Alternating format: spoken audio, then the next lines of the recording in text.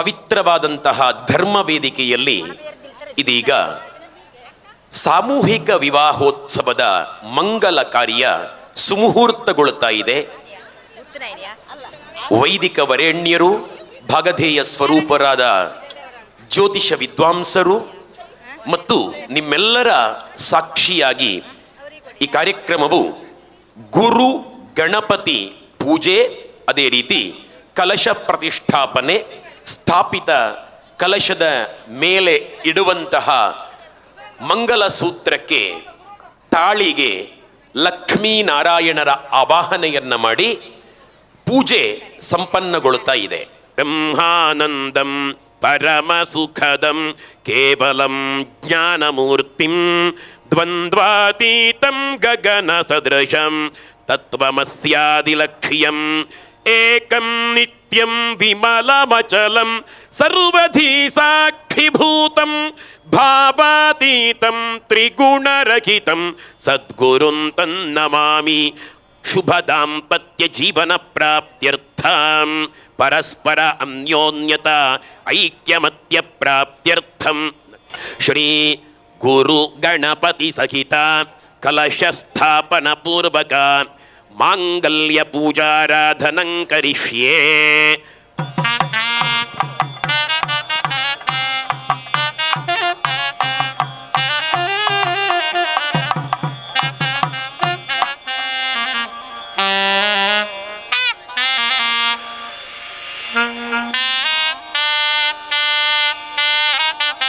ಆರತಿಯಾಗಿದೆ, ಅಲ್ಲಿಂದಲೇ ತಗೊಳ್ಳಿ. ಎಲ್ಲರೂ ಕೂಡ ಮದುಮಕ್ಕಳು, ಅವರ ಕಡೆಯವರು, ನೆಂಟರು, ಇಷ್ಟರು ಎಲ್ಲರೂ ಆರತಿಯನ್ನು ತಗೊಳ್ಳಿ ಅಲ್ಲಿಂದಲೇ. ಕಲಶ ಪ್ರತಿಷ್ಠಾಪನೆ ಆಗಿದೆ. ಸ್ಥಾಪಿತ ಕಲಶದ ಮಧ್ಯದಲ್ಲಿರುವಂತಹ ಮಂಗಲ ಸೂತ್ರಕ್ಕೆ ಲಕ್ಷ್ಮೀ ಸಹಿತನಾದಂತಹ ಶ್ರೀಮನ್ ನಾರಾಯಣ ದೇವರನ್ನ ಆವಾಹನೆ ಮಾಡಿ ನಾವು ಪೂಜೆ ಮಾಡಿದ್ದೇವೆ. ಇದೀಗ ವಿವಾಹದ ಮಂಗಲ ಮುಹೂರ್ತಕ್ಕೆ ಸರಿಯಾಗಿ ನೀವೆಲ್ಲ ಮಂಟಪದಲ್ಲಿ ಮದುಮಕ್ಕಳು ತಯಾರಾಗಿ ನಿಂತಿದ್ದೀರಿ. ಇದೀಗ ವಿವಾಹ ಮಹೋತ್ಸವ ಮುಂದುವರಿಸ್ತಾ ಇದ್ದೇವೆ ನಾವು. ಮದುಮಗಳು ಅಲ್ಲಿ ಅಕ್ಕಿಯನ್ನು ಹಾಕಿಟ್ಟಿದ್ದೇವೆ ಬಾಳೆ ಎಲೆಯಲ್ಲಿ. ಆಯಾಯ ಮಂಟಪದಲ್ಲಿರುವಂತಹ ಪುರೋಹಿತರುಗಳು ನಿರ್ದೇಶನವನ್ನು ಕೊಡಿ. ಹುಡುಗಿ ಪೂರ್ವಕ್ಕೆ ಮುಖ ಮಾಡಿ ನಿಂತುಕೊಳ್ಳಬೇಕು ಹಿಡಿಲಿಕ್ಕೆ. ಆ ಕಡೆಗೆ ಒಬ್ಬ, ಈ ಕಡೆಗೆ ಒಬ್ಬ. ತತ್ಕ್ಷಣದಲ್ಲಿ ಬಂದು ನಿಲ್ಲಿ. ಪುರೋಹಿತರು ಆ ಬಟ್ಟೆಯನ್ನ ಅವರಿಗೆ ಕೊಡಿ. ಬಟ್ಟೆಯನ್ನ ಅಡ್ಡಲಾಗಿ ಹಿಡೀರಿ. ಮಾಲೆಯನ್ನ ಕೊಡಿ, ಹೂವಿನ ಮಾಲೆ.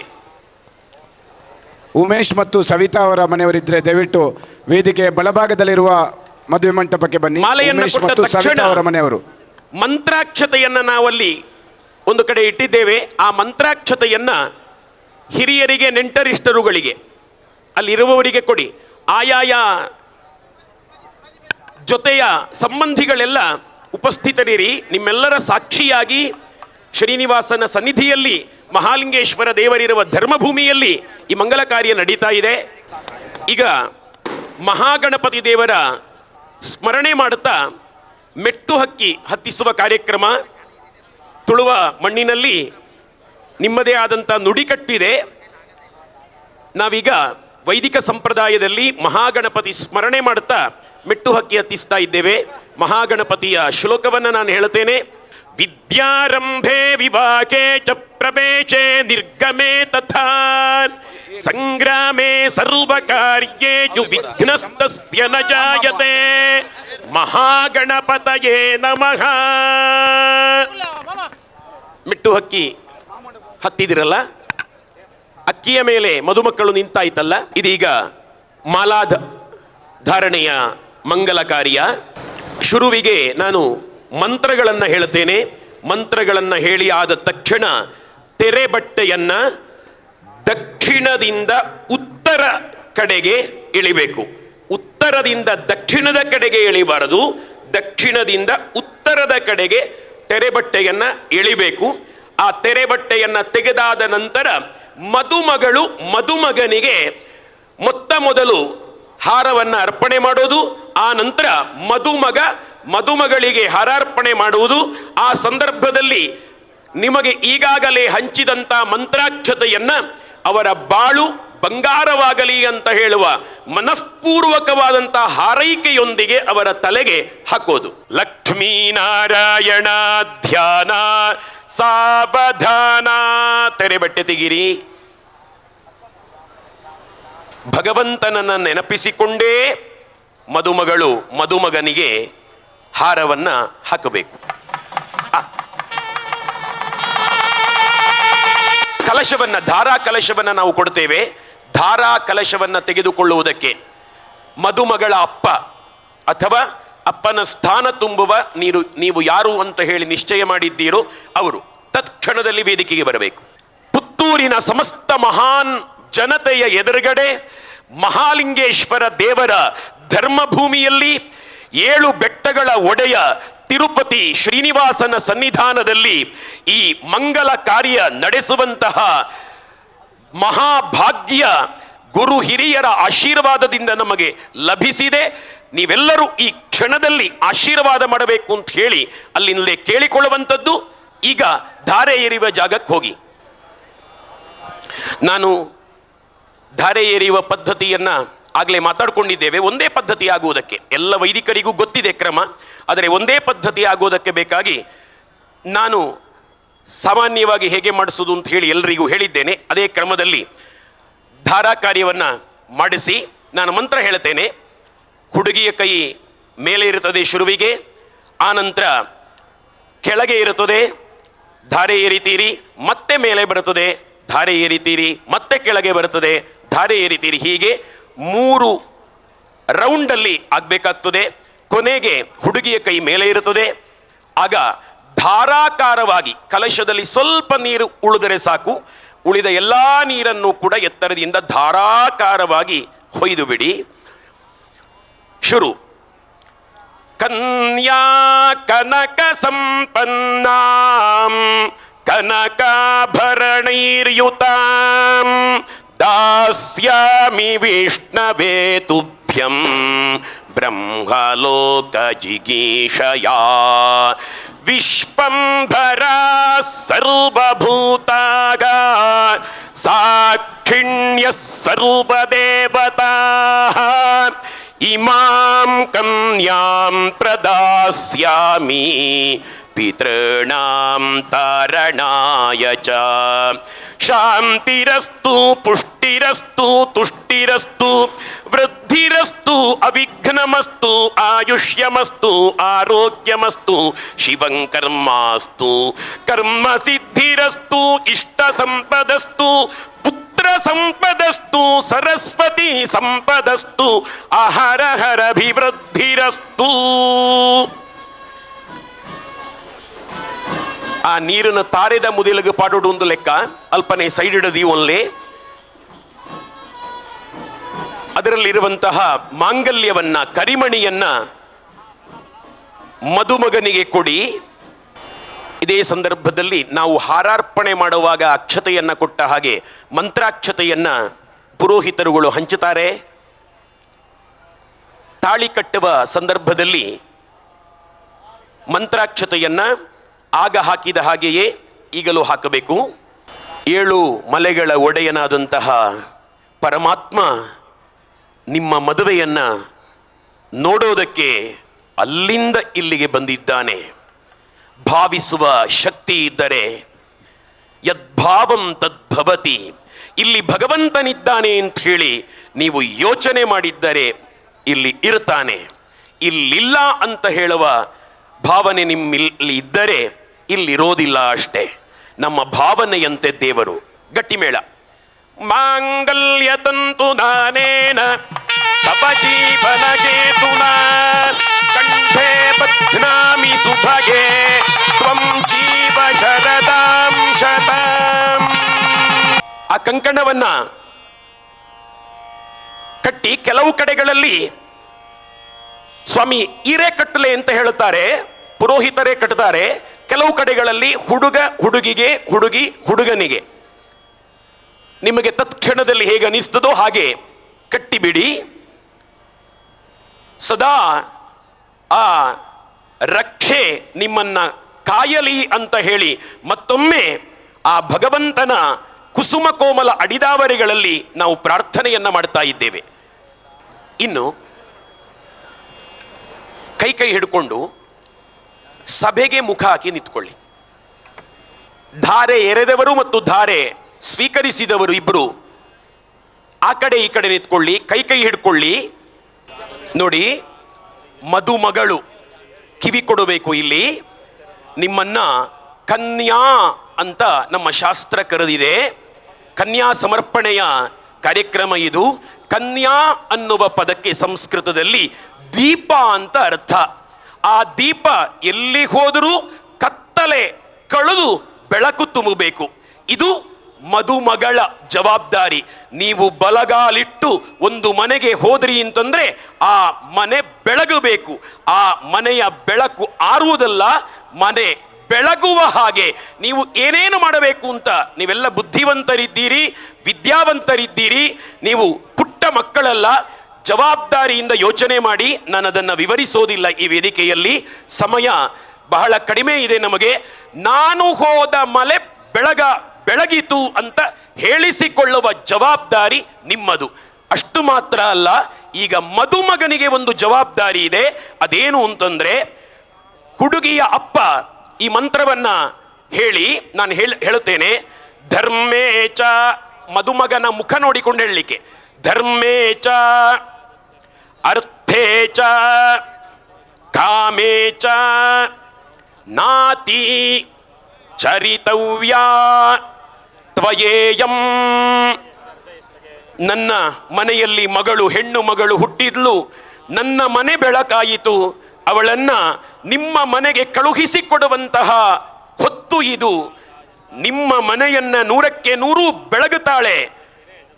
ಅಳಿಯ, ನಿನ್ನ ಯೋಗ್ಯತೆಯನ್ನ ಮನಗಂಡು ನನ್ನ ಮಗಳನ್ನ ನೀನು ಚೆನ್ನಾಗಿ ಹೂವಿನಂತೆ ನೋಡಿಕೊಳ್ಳುತ್ತೀ ಅಂತ ಹೇಳುವ ವಿಶ್ವಾಸವನ್ನ ಇಟ್ಟು ಸಮಸ್ತ ಜನರ ಸಾಕ್ಷಿಯಾಗಿ, ಭಗವಂತನ ಸಾಕ್ಷಿಯಾಗಿ ಧಾರೆ ಎರೆದು ಕೊಟ್ಟಿದ್ದೇನೆ.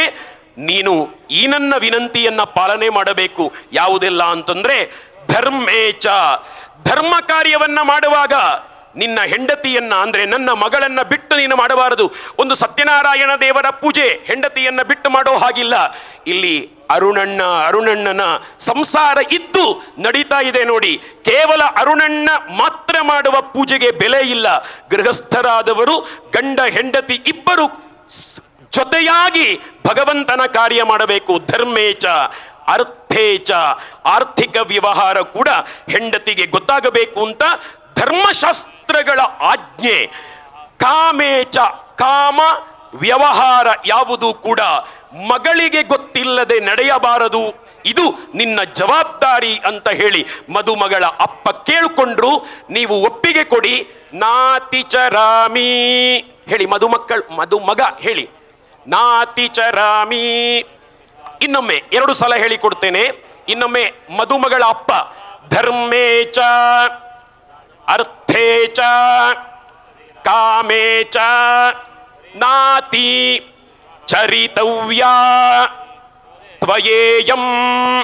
ಮದುಮಗ ಹೇಳಿ, ನಾತಿ ಚರಾಮಿ, ನಿಮ್ಮ ಮಾತನ್ನ ಮೀರೋದಿಲ್ಲ ಅಂತ.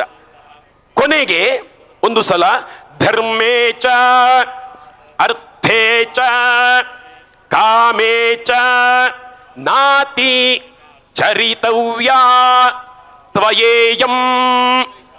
ಮದುಮಗ ಹೇಳಿ ಮಾವನಿಗೆ, ನಾತಿ ಚರಾಮಿ. ಈ ಮಾತುಗಳಿಗೆ ತಿರುಪತಿಯ ಶ್ರೀನಿವಾಸ ದೇವರು ಸಾಕ್ಷಿ, ಮಹಾಲಿಂಗೇಶ್ವರ ದೇವರು ಸಾಕ್ಷಿ, ಇಲ್ಲಿ ಸೇರಿರುವ ಎಲ್ಲ ಗುರು ಹಿರಿಯರು ಸಾಕ್ಷಿ, ಭೂಮಿ ತಾಯಿ ಸಾಕ್ಷಿ. ಹಾಗೆಯೇ ಆ ಕೈಯನ್ನ ಭೂಮಿಗೆ ಮುಟ್ಟಿ. ಇನ್ನೀಗ ನಿಮ್ಮ ಹಿರಿಯರಿಗೆ, ತಾಯಿಗೆ ಮೊದಲ ನಮಸ್ಕಾರ. ಗೊತ್ತಿಲ್ಲದವರು ತಂದೆಗೆ ಮೊದಲ ನಮಸ್ಕಾರ ಮಾಡ್ತಾರೆ. ನಮ್ಮ ಸಂಸ್ಕೃತಿಯಲ್ಲಿ ನಾನು ಕೊಡೋದಕ್ಕೆ ಹೇಳೋದಕ್ಕೆ ಆಧಾರ ಬೇಕಲ್ಲ, ಮಾತೃದೇವೋಭವ ಅಂತ ಫಸ್ಟ್ ಇರೋದು. ಹಾಗಾಗಿ ಮೊದಲ ನಮಸ್ಕಾರ ಮಾತೆಗೆ ಸಲ್ಲಬೇಕು, ತಂದೆಗಲ್ಲ. ಅದು ಗೊತ್ತಿಲ್ಲದವರು ಹೇಳೋದು. ಮೊದಲ ನಮಸ್ಕಾರ ಅಮ್ಮ ಇದ್ರೆ ಅಲ್ಲಿ ಅಮ್ಮನಿಗೆ, ಅಮ್ಮನ ಪಾದ ಮುಟ್ಟಿ ನಮಸ್ಕಾರ ಮಾಡಿ, ಆನಂತರ ಅಪ್ಪನಿಗೆ ನಮಸ್ಕಾರ ಮಾಡಿ, ಆಮೇಲೆ ಗುರು ಹಿರಿಯರಿಗೆ ನಮಸ್ಕಾರ ಮಾಡಿ. ನಮ್ಮ ಪುರೋಹಿತರು ಹೋಮವನ್ನ ನಿಮಗಾಗಿ ಪ್ರಾರಂಭ ಮಾಡಿದ್ದಾರೆ. ಎಲ್ರಿಗೂ ಕೂಡ ನಾವು ಇಂಡಿವಿಜುವಲ್ ಆಗಿ ಮಾಡುವಂಥ ವಿವಾಹದ ಹಾಗೆ ಅವಕಾಶ ಇಲ್ಲ. ಎಲ್ರಿಗೂ ಕೂಡ ಒಂದು ಬಾರಿ ಲಾಜ ಹೋಮದಲ್ಲಿ ಹೊದಳನ್ನ ಅರ್ಪಣೆ ಮಾಡುವುದಕ್ಕೆ ಅವಕಾಶ ಇದೆ. ಪಟಾಪಟ್ ಅಂತ ಹೇಳಿ ಹೊದಳನ್ನ ಅರ್ಪಣೆ ಮಾಡಿ ನಿಮ್ಮ ಮಂಟಪಕ್ಕೆ ಬರಬೇಕು. ನಿಮ್ಮ ಮಂಟಪದಲ್ಲಿಯೇ ಸಪ್ತಪದಿಯನ್ನ ನಾವು ಮಾಡಿಸ್ತೇವೆ. ಶ್ರೀನಿವಾಸನ ಕಲ್ಯಾಣೋತ್ಸವಕ್ಕೆ ಗಣ್ಯ ವ್ಯಕ್ತಿಗಳು ತುಂಬ ಜನ ಬಂದಿದ್ದೀರಿ, ಎಲ್ರಿಗೂ ಸ್ವಾಗತ. ಮಾಜಿ ಶಾಸಕರಾದಂತಹ ಶಕುಂತಳಾ ಶೆಟ್ಟರು ಕೂಡ ಬಂದು ಬಹಳ ಸಂತೋಷಗೊಳಿಸಿದ್ದಾರೆ. ವಿಶೇಷವಾದ ಅಭಿನಂದನೆಗಳು. ಒಂದೊಂದೇ ಮಂತ್ರ ಹೇಳ್ತೇನೆ ನಾನು, ಒಂದೊಂದೇ ಹೆಜ್ಜೆ ಇಡಿ. ಸಪ್ತಪದಿ ಮುಹೂರ್ತ ಸುಮುಹೂರ್ತೋ ಸ್ಥಿತಿ ಭವಂತೋ ಬ್ರುವಂತು. ಸಪ್ತಪದಿ ಮುಹೂರ್ತ ಸುಮುಹೂರ್ತೋಸ್ತು. ಓಂ ಇಷ ಏಕಪದಿ ಭವ. ಅನ್ನಮಯ ಜೀವನಕ್ಕೊಂದು ಹೆಜ್ಜೆ. ದ್ವೇ ಊರ್ಜೆ ದ್ವಿಪದಿ ಭವ. ಬಲ ಸಮೃದ್ಧಿಯ ಬಾಳಿಗೊಂದು ಹೆಜ್ಜೆ. ರಾಯಸ್ಪೋಷಾಯ ತ್ರಿಪದಿ ಭವ. ಧರ್ಮ ಕರ್ಮಕ್ಕಿದೊಂದು ಹೆಜ್ಜೆ. ಮಾಯೋ ಭವಾಯ ಚತುಷ್ಪದಿ ಭವ. ಮಮತಾನುರಾಗಕ್ಕೆ ಒಂದು ಹೆಜ್ಜೆ. ಪ್ರಜಾಭ್ಯ ಪಂಚಪದಿ ಭವ. ಸಂತತಿಯ ಸೊಗಸಿಗಿದೊಂದು ಹೆಜ್ಜೆ. ಋತುಭ್ಯ ಷಡ್ಪದಿ ಭವ. ಅನುಕೂಲ ಕಾಲಕ್ಕೆಂದೊಂದು ಹೆಜ್ಜೆ. ಸಖಾ ಸಪ್ತಪದಿ ಭವ. ಅನುಗಾಲ ಮೈತ್ರಿಗೆ ಒಂದು ಹೆಜ್ಜೆ. ಪ್ರತಿಯೊಂದು ಹೆಜ್ಜೆಯೂ ಹೊಂದಿ ಬರಲಿ. ಹಿತವೆಂಬ ಗೆಜ್ಜೆಯ ಕಟ್ಟಿ ನಿಲ್ಲಲಿ. ಮಂಗಲಂ ಭಗವಾನ್ ವಿಷ್ಣು. ಮಂಗಲಂ ಮಧುಸೂದನ. ಮಂಗಲಂ ಪುಂಡರೀಕಾಕ್ಷೋ. ಮಂಗಲಂ ಗರುಡಧ್ವಜ. ಸರ್ವಮಂಗಲದಾತಾರೌ ಪಾರ್ವತಿ ಪರಮೇಶ್ವರೌ. ಗಣೇಶ ಸ್ಕಂದ ಸಂಯುಕ್ತೌ. ವಂದೇ ವಾಂಛಿತ ಸಿದ್ಧಯೇ. ಲಕ್ಷ್ಮೀ ನಾರಾಯಣಾಭ್ಯಾಂ ನಮಃ. ಸೀತಾರಾಮಾಭ್ಯಾಂ ನಮಃ. ಉಮಾ ಮಹೇಶ್ವರಾಭ್ಯಾಂ ನಮಃ. ವಾಣಿ ಹಿರಣ್ಯಗರ್ಭಾಭ್ಯಾಂ ನಮಃ. ಶಚಿ ಪುರಂದರಾಭ್ಯಾಂ ನಮಃ. ಅರುಂಧತಿ ವಸಿಷ್ಠಾಭ್ಯಾಂ ನಮಃ. ಇಬ್ಬರೂ ನೆಲಮುಟ್ಟಿ ಭಗವಂತನ ಪಾದ ಅಂತ ಭಾವಿಸಿ ಕಣ್ಣಿಗೆ ಒತ್ತಿಕೊಳ್ಳಿ. ನಮ್ಮ ಕಾರ್ಯಕ್ರಮಗಳು ಮುಗಿದಿದೆ. ಸಾಮೂಹಿಕ ವಿವಾಹವನ್ನೂ ಮಾಡಿ ಒಂದು ಅರ್ಥಪೂರ್ಣವಾದ ಕಾರ್ಯಕ್ರಮವನ್ನು ರಾಷ್ಟ್ರೀಯ ಸ್ವಯಂ ಸೇವಕ ಸಂಘಕ್ಕೆ 100 ವರ್ಷ ತುಂಬುವ ಹೊತ್ತಿನಲ್ಲಿ ಕಲ್ಯಾಣೋತ್ಸವದ ಜೊತೆಗೆ ವಿಶೇಷವಾಗಿ ಏನಾದರೂ ಮಾಡಬೇಕು ಅಂತ ಹೇಳಿ ಅರುಣಣ್ಣನ ನೇತೃತ್ವದ ಪುತ್ತಿಲ ಪರಿವಾರ ನಿರ್ಣಯಿಸಿ ಈ ಕಾರ್ಯಕ್ರಮ ಇದೀಗ ಮುಕ್ತಾಯಗೊಂಡಿದೆ. ಇಷ್ಟು ಜನರ ಕಲ್ಯಾಣ ಕಾರ್ಯವನ್ನ ನಡೆಸಿದ ಪುತ್ತಿಲ ಪರಿವಾರಕ್ಕೆ ಒಳ್ಳೆಯದೇ ಆಗಲಿ ಅಂತ ಹೇಳಿ ಇಲ್ಲಿ ಸೇರಿದ ಎಲ್ಲ ಸಭಾಸದರು ಕೂಡ ಆಶೀರ್ವಾದ ಮಾಡಬೇಕು. ವಿಶೇಷವಾಗಿ ಅರುಣ್ ಕುಮಾರ್ ಪುತ್ತಿಲ ಅವರ ಎಲ್ಲ ಇಷ್ಟಾರ್ಥಗಳು ಕೂಡ ನೆರವೇರಿ ಅರುಣಣ್ಣನ ಜೊತೆ ನಿಂತವರು ಭಗವಂತನ ಕಡೆಗೇ ಬರುವವರು ಅಂತ ಹೇಳಿ ನಾವು 100ಕ್ಕೆ 100 ಹೇಳಬಹುದು. ಹಾಗಾಗಿ ವಿಶೇಷವಾಗಿ ಅರುಣಣ್ಣ ಮತ್ತು ಇಡೀ ಪುತ್ತಿಲ ಪರಿವಾರದ ಹಗಲು ಇರುಳು ನಿದ್ದೆಗೆಟ್ಟು ಬೆವರಿಳಿಸಿ ಈ ಕಾರ್ಯಕ್ಕೆ ದುಡಿದಂತಹ ಎಲ್ಲ ಪರಿವಾರಕ್ಕೆ ಅನಂತಾನಂತವಾದಂತಹ ಕೃತಜ್ಞತೆಗಳೊಂದಿಗೆ ಈ ಕಾರ್ಯಕ್ರಮವನ್ನು ಮುಗಿಸುವ. ಧನ್ಯವಾದ.